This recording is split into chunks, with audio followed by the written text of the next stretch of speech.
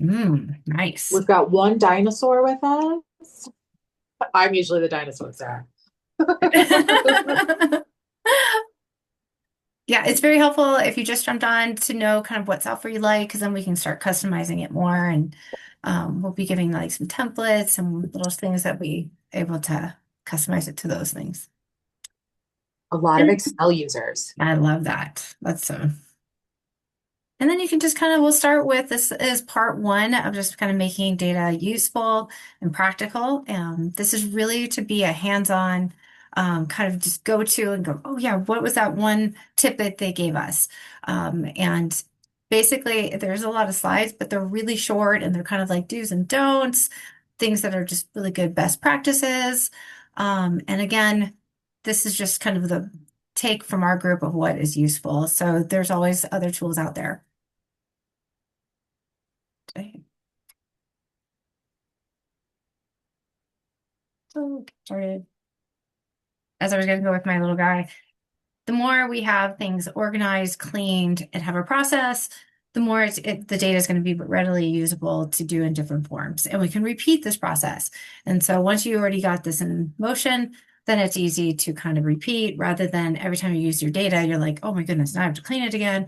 I don't know what's going to fit. And that's kind of the cartoon kind of thing. So putting some effort forward at the beginning helps a lot. So what is our today's focus? We're going to look at the overall data process. Then we're going to look at the data plan, the data management, which includes that cleaning process. Then we're going to kind of jump to useful secondary data sources. And then what is coming up next in our series for this data. And then what other kind of webinars we're going to be having.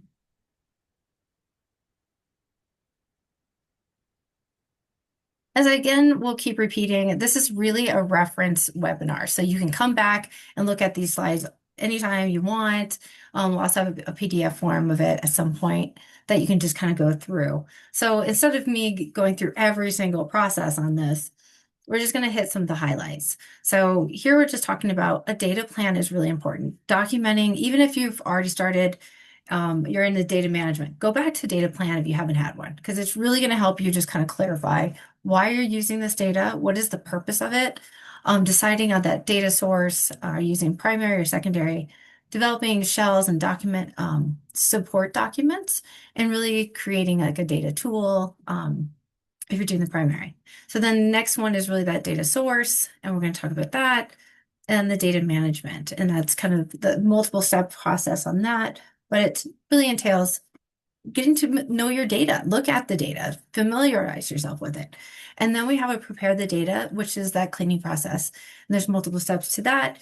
And we're going to restate it. Have someone else look at the data too, because you're, oh, I mean, it's the same thing as like writing, right? You see it constantly. You're sometimes not going to see errors that are in there. So having another set of eyes on it to QA it, even at the cleaning process, is going to save you time in the long run. If you can't, then we'll talk about like how you could have a second look at it at a different time. Then we're going to have another webinar. Zeb's going to be doing this later in May that really dives into the data analysis because there's a lot of things you can do there, right? So that's going to be a really good webinar to attend, and he's going to give some great tips and best practices. And then we've already had some webinars, if you haven't seen them, on data dissemination, of really knowing your partners, knowing the audience that you're talking to, and then really picking out those key findings that you want to share and how to do that. So I suggest if you haven't seen it, there's really a great series on our VAP resource for that. So then we dive into the data plan, really determine the purpose of your data, decide what kind of data source do you need to answer or use. That data shell is really helpful in the support documents. Then we're going to do, you could be developing a data collection tool if appropriate. So again, what do you want this data to tell you? Do you want to know what the big health issue is in your county? Do you want to know what groups are most affected? What are the programs, your program reach and the right people? Or are you looking to see if things are improving because of your program? And what other things could you be doing to help that change? So it really depends on what you're asking to depend on what kind of data you want to do. The primary data is really going to be the stuff that you're going to answer, what things can I improve on? You're collecting your own community program data. Secondary data is really helping you understand the need in your community. Maybe there's a bigger reach in another place that you need to get to. So it's kind of that snapshot of what do we need? So a lot of this is also, I told you, it's like these nitty-gritty basic things that we have. So anytime we start a project, we're looking at developing like shells of documents to know what we need. So one of the biggest things that people have always told me is before I would collect any data, and I know the purpose, now what do I want the data to look like? So a data shell is basically just setting up tables of, do you want to know people's age? What kind of group? Do you want it to be continuous? Do you want categories of that?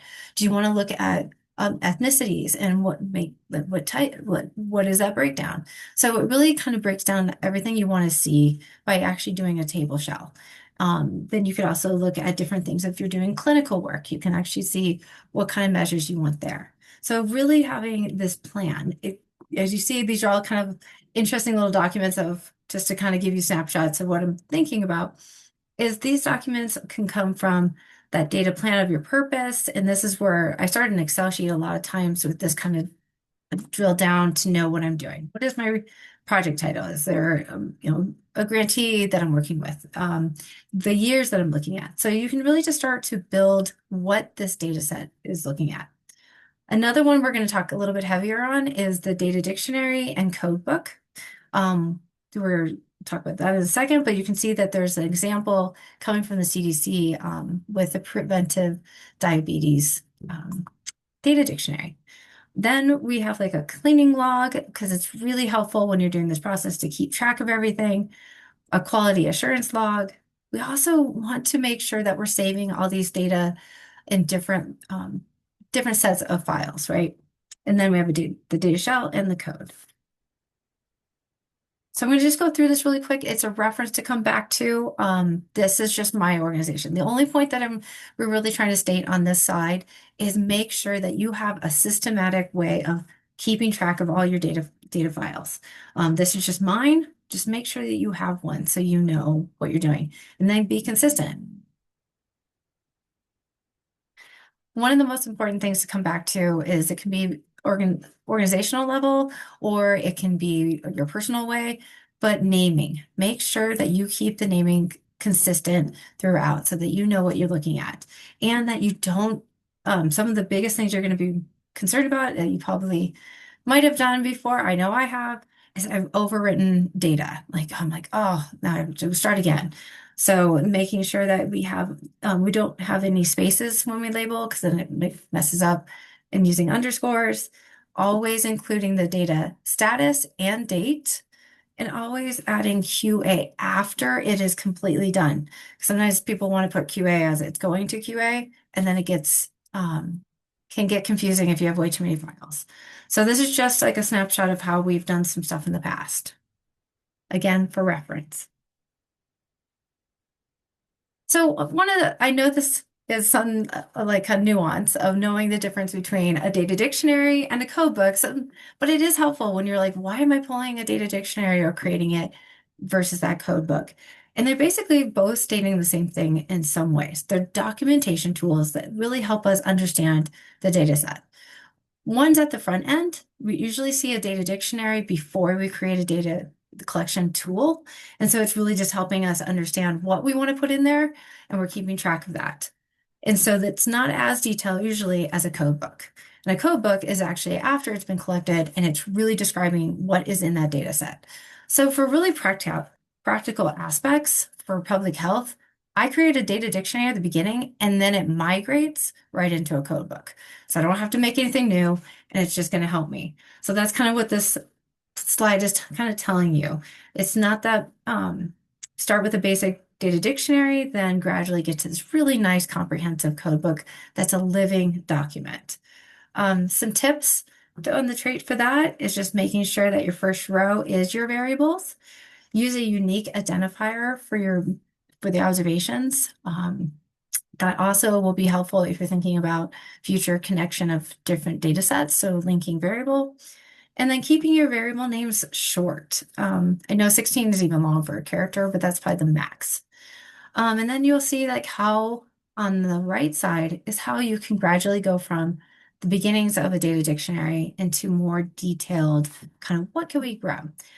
So I'm just going to highlight this. Again, it's a reference. So make sure that you have really clear variable names. And then you're going to write another column with that description. Make sure you already have the data types in there because it'll save you time in the cleaning. Make sure that you list allowable values. Where is the range? Make sure that you also put the minimum range to the max. And then make sure they also have document those units of what it's coming into. And then if you can create some rules around missing, there's different types. It could be a missing because an instrument wasn't actually taking a blood pressure. So making sure that you just note that in that way. This is a kind of more of the project overview of how you want to deal with missing, but it's great to do ahead of time. And then when you get into the code book, you're really going to be doing more of what is actually happened in that data. And a lot of times it's also putting in exact intake questions, surveys, the rationality of the variables, things that have happened and changes over time. And so just to note, I have a lot of slides on the data dictionary codebook just because it is such an important document. And one of the biggest things that people do is they get a really good start on it and then they never keep it up to date. And even some of the best surveys don't do that. So just make sure that you're always keeping up to date with your variables and what they added, modified, and when they were. So then also keeping track of the changes. I always put on my documents when it's created, but then also a separate one that's when my document has been updated. And then assign ownership to that so someone is maintaining it. This really helps with turnover. So if you have people that we kind of it keeps up with preserved institutional memory of your program. If someone leaves and they are the one that was keeping track of it, this is a great way to know what send people to and going, yeah, we have a great data collection tool. This is what we do for the program. The code book is one of the best places to go to people to learn more of what's happening. And it's really good at transitions. So this is just some examples that I really wanted to kind of show. Again, there's a lot of different ways to do this. It's just about documenting in a consistent way for your team. And so the CTC does have a data dictionary for the prevention, the pre-diabetes prevention program. So that's a great start. This one down here is a Healthy Kids survey. And one of the things I wanted to note on, oh, sorry about that. This one I wanted to say down here is that if you're using a different language, make sure that you also include that in your code book. So even though you can say it's translated, it's really good to see the actual translation just in case there's some like you need to go back to go, I wonder if we're asking the question right. Is that culturally, yes, it translates, but is it culturally relevant? So having it particularly in the languages that you're already using is really helpful. And the responses too. And then you'll see a code book at the top, just because another example. And then another thing that's you can add right directly into a code book as a tab or within the same line is constructed variables. Those are the ones that you're not collecting, but you're constructing from that collected data. So I usually always include how it was constructed. Like I put a SAS code in so people can see what I'm making. These are my do's and don'ts really quick. Just a, quick little snapshot. Making sure some of these things I know are intuitive, but I constantly can still make them when I'm like, oh yeah, I totally forgot. So making sure there's no spaces in your variables or response values, and making sure there's no symbols. And sometimes we want to do that because like pound sign, similar. So that's what the first one is just kind of saying, how to correct that real quick. Same kind of concept with making sure the values don't have any, because a lot of times we'll be working on stuff and we'll keep percent in there constantly, and that can be an issue when we're actually running some analysis. The other thing is sometimes it's easier to like kind of put in a combination of information in a cell, but more and more we'll see that you just need to separate out. It'll help you in the long run. So here's the blood pressure, and then together and in a separate cell, we'd have two cells on showing the two different variables. And one of the biggest things we see, and it's constantly in our own data, is standardizing the format. You'll see that we'll have to clean that a lot. So just at the heads up at the very beginning when you're doing your data dictionary is just setting what kind of date format do you want to use? Do you want, you can use a date and time too. Those are a little bit stickier. I'd actually separate them out personally, but you can. But just make sure that you're using some form that is actually compatible to the analysis you're doing. One standard one is the one we have here is the month, day, year one kind of thing. And just a really quick, just to make sure that we note it, and we'll put it in one of our our templates, is kind of that transforming any data that you need to, going from that short wide to long, or vice versa. Just to note here, we're just going to be talking about the short. Okay, so hopefully I'm not boring any of you too much, but this is just kind of the nitty-gritties. Again, you can come back and to see if it's a good reference and pick it out. Data sources. So we're just going to basically either be collecting the data that we had or pull the data from a second data source, and then we're going to view that data, prepare it, and then have it QA'd. So again, this is just talking about which one you're going to do, how you're going to pull it, and I just want to make sure that if you do your primary data, it's still important to actually know when you pulled it. So if there's a change, so making sure you have that date and time, and also the secondary data, not only the date, but also where it came from. The other thing is, I can't tell you enough, save the raw data separately. Put it away, don't touch it, and then have a working document to work from.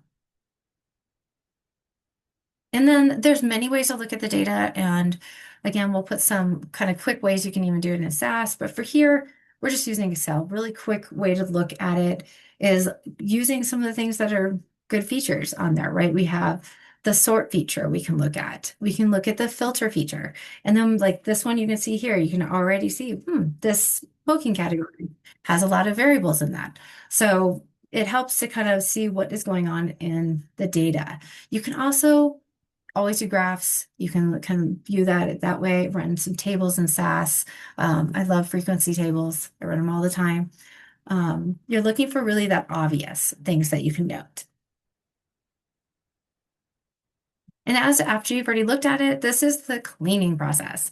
And a lot of people, I know you probably would say like, how many times does it takes like, 2 times more to clean it than to do an analysis. So the more you got a good process on it and the way that it's, as I again said, is set up for the collection to a little bit better your cleaning ability is going to be. And then also just that inputting. Sometimes you don't have that choice with secondary data, but it's okay. There's still a good process. So here is the process to go to. You're kind of looking first, clean, simple errors. That's easy. It's nice, makes you feel accomplished. Then we're going to identify and address any duplicates or missingness. And then there's some ones that'll take a little longer, which can include the duplicates and missing. We'll talk about that. Then one of the things people miss a lot of times is your own eligibility for your program and the time frame that you're really looking at for this analysis particularly. And that just needs to be set what you want. Then track the cleaning process through the whole time so that you know what you've changed, and then update that code book and then have a review of the data again. So we're just going to do some quick kind of just walkthroughs of the cleaning. Let's begin with this like simple errors that we can fix without having to go and talk to our group of, now we have a decision to make. These are those simple errors. They're usually spelling errors, grammar errors, like typing errors, inconsistent values.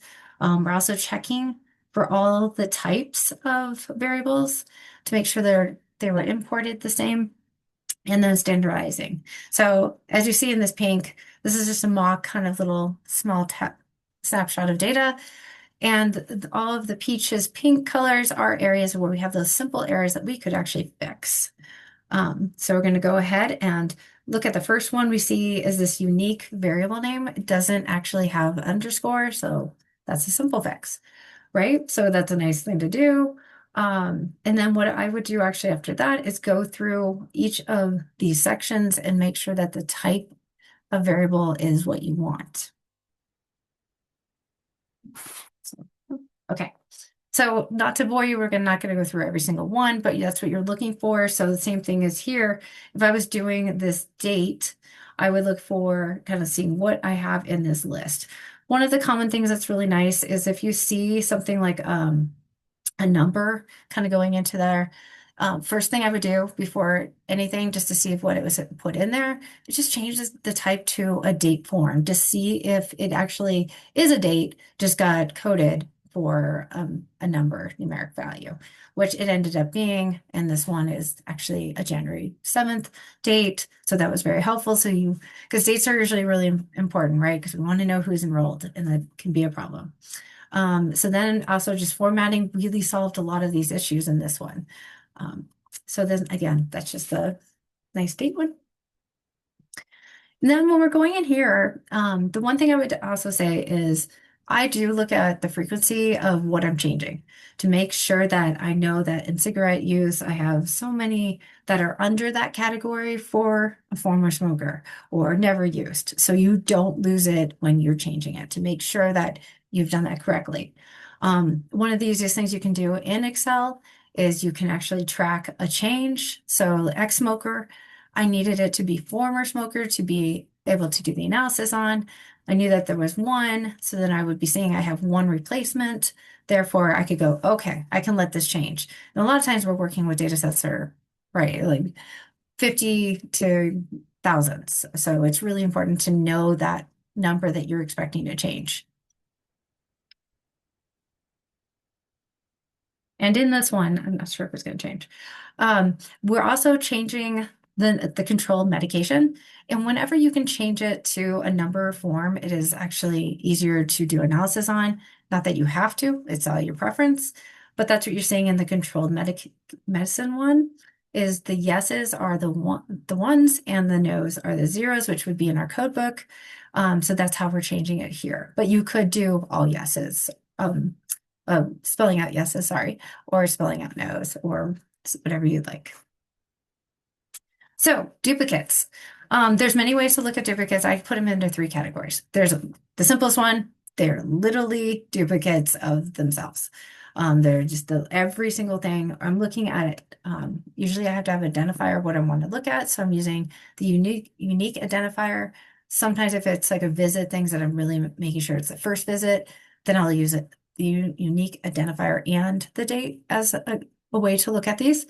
So the biggest first one is all of the lane had to be the same, which I've highlighted two that are duplicates in here, but we do not have a simple one because we're missing data on the one that looks like it's almost identical.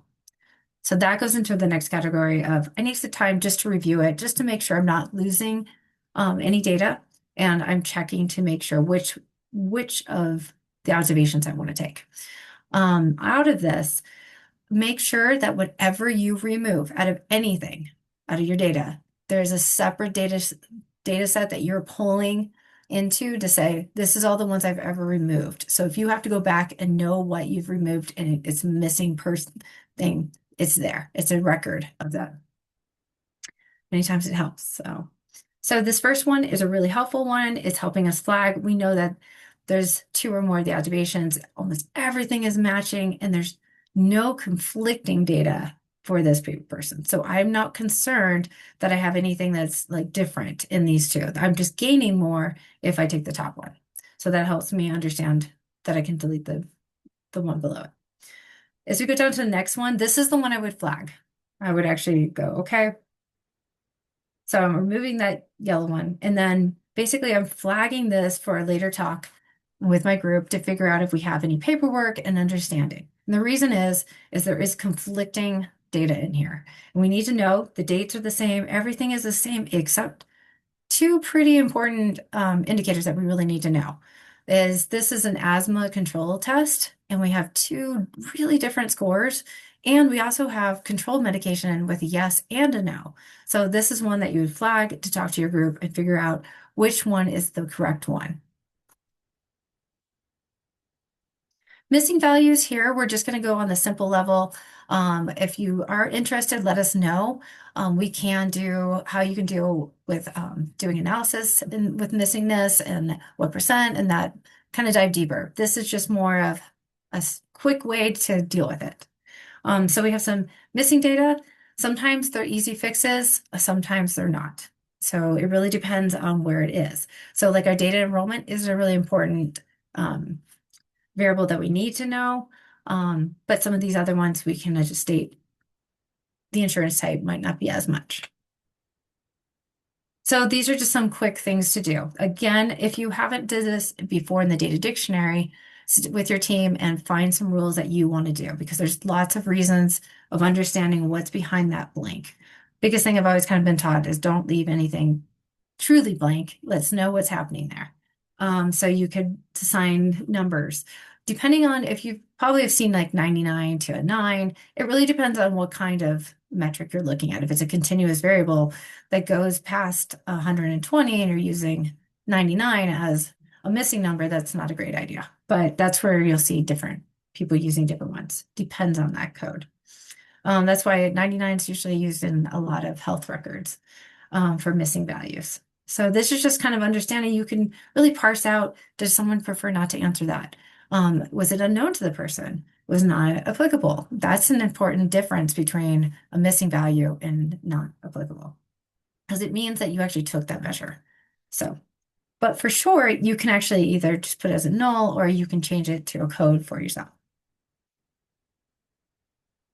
More like these are more time consuming fixes. So they are after I've already done my simple ones, I feel good about it. They're really looking at, is this data really realistic for what I'm looking at? Incorrect data placements are usually just like maybe a gender is in the age thing, and making sure that you can decipher if that's supposed to be moved over. And then also we're going to include eligibility, making sure that our data, do we need that person in there? Again, I'm not deleting that observation. I'm moving them to the other data set that says, this isn't what I want to analyze, but they're still in the original data set. So I don't lose them. And then the time frame. Okay, so what does this mean? Well, a lot of times I'll make a table that gives me what ranges do I need to look at. For the asthma control for the adult version, it's usually a 5 to 25 kind of range. So that's giving me an indication that one of my scores, 35, is not working. So I need to figure out, do I want to code it as missing or incorrect? I like to have an incorrect one. So then when I have tables down here, this is just an example to help me better understand why I decided those ranges. And this was the perceived scale, stress scale. It's an assessment. I wanted to understand the scores. So I'll actually make a table that I put in my code book for this stuff. And then we're going to go back up to the age. I mean, if people have told me there's 125, great. But I usually stop at about 115. It's usually my marker. But just make sure that your age is appropriate to what you're working with. Eligibility. So the time frame, there's two different reasons on the age. So there's this, is this possible? That actually happens a lot with weight and height. Gets really in the scales that don't work. But age also in eligibility. We're looking at an adult program, so we need to take out anyone that's under 18. Again, I'm not deleting them, I'm moving them. So I know where they're at. And then observations that you can see, I coded it by the unique identifier. This date did not stay in the time frame that I'm looking at for the enrollment. So I'm not going to look at them now, but I'm moving them to that data set. So, and then there's things that you need to revisit and you need to talk to your group about. I didn't delete the one with 17 yet. Sorry about that. Very touchy today. Just because I wanted to show you one of the variables in it, but they would have been moved and deleted from this data set. Moved, apologize for that wording. But one of the things I wanted to show is in cigarette use, there's vapes. So to me, that indicates there must not be a place for the vaping use. So that would be an idea to maybe we need to add that variable in that another column. So it may be not necessary for this one, but it gives you an idea of what you need to expand your data collection on. The same thing with Medicaid and Medicare. I know a lot of you probably have had similar things in your group. This is where I see insurance type is usually in one bucket, but a lot of times when you do separate it out, it helps to know the cross because a lot of people have private and Medicaid, and Medicaid and Medicare is usually common too. So separating out the insurance type into multiple columns and doing binary, yes or no, is very helpful.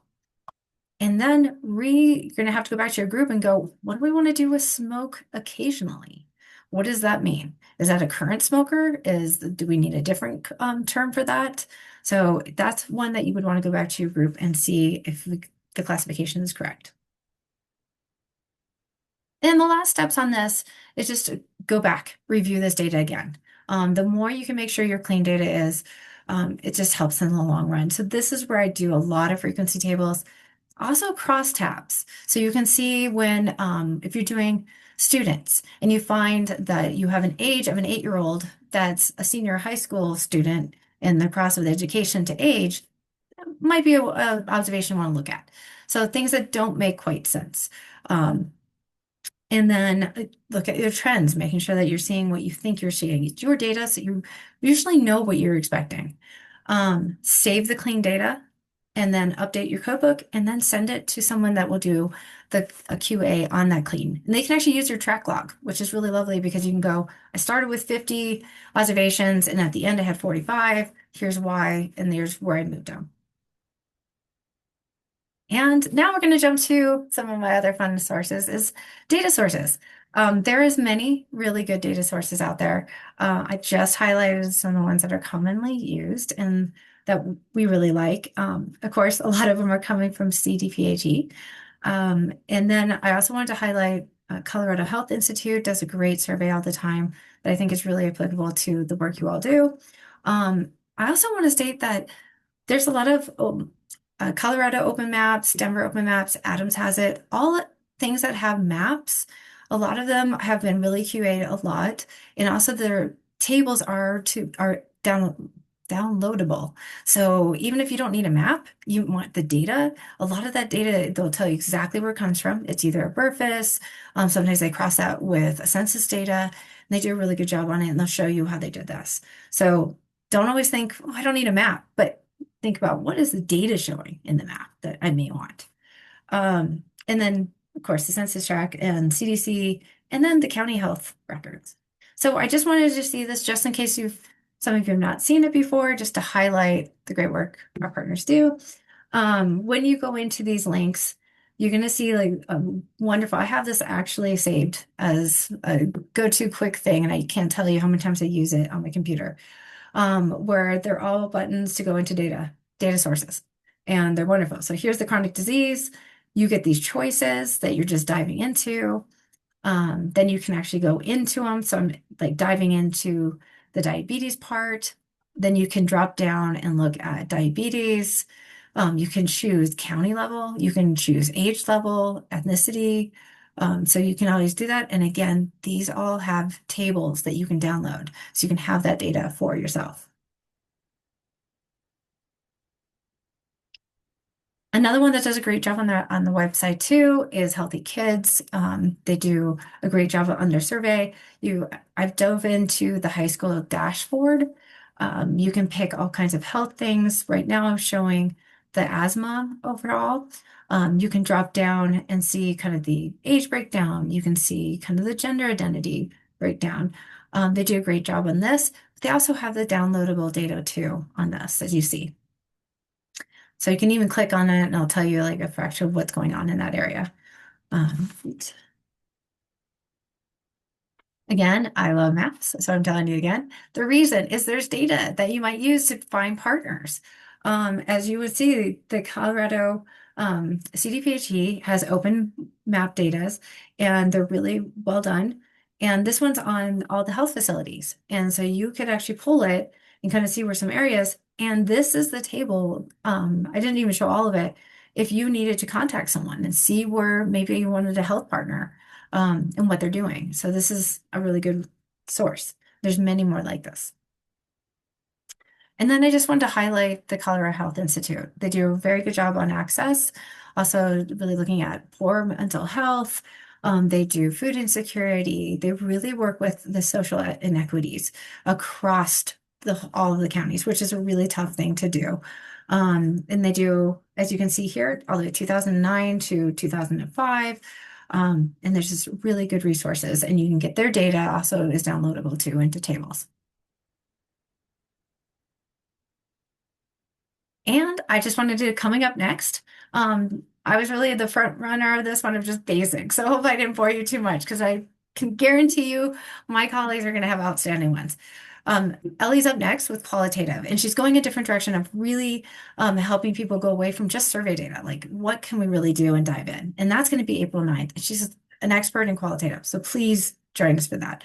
And then quantitative analysis that I was talking about, Zeb's going to dive in and really give us some practical things of what we can use with the kind of data that we're working with in the chronic disease area.